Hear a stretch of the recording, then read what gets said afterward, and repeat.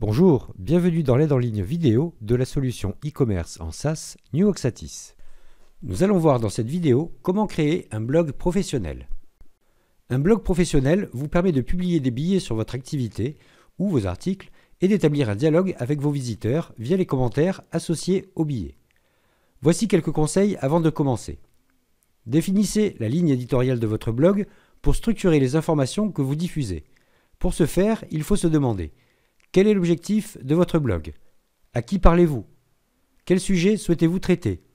Il est très important d'alimenter régulièrement votre blog. Cela sert à animer votre site, à créer un dialogue avec vos visiteurs, à améliorer votre référencement et peut indirectement augmenter votre trafic et, par la suite, vos ventes.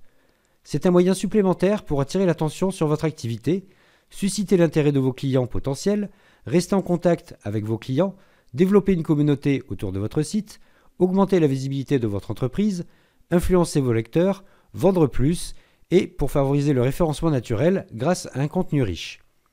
Utilisez des mots-clés pertinents dans la mesure du possible et insérez des liens directs vers votre boutique. Offrez des promotions et des offres spéciales occasionnellement pour vos lecteurs. Comment créer un blog professionnel?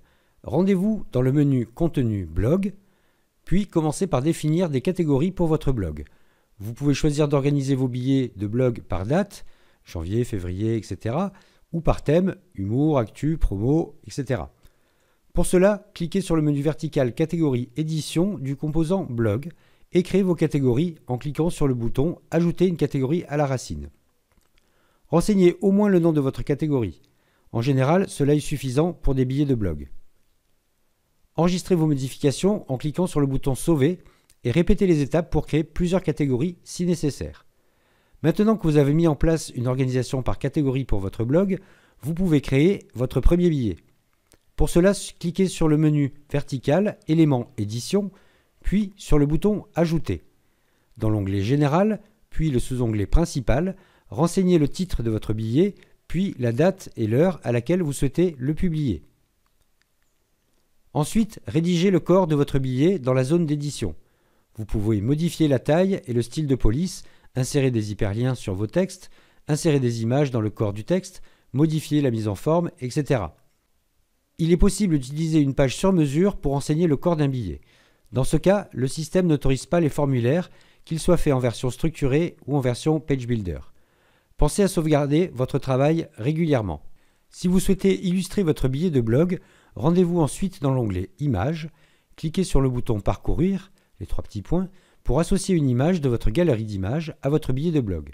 Vous pouvez classer vos billets dans 3 catégories différentes pour aider vos visiteurs à trouver facilement les informations qui les intéressent.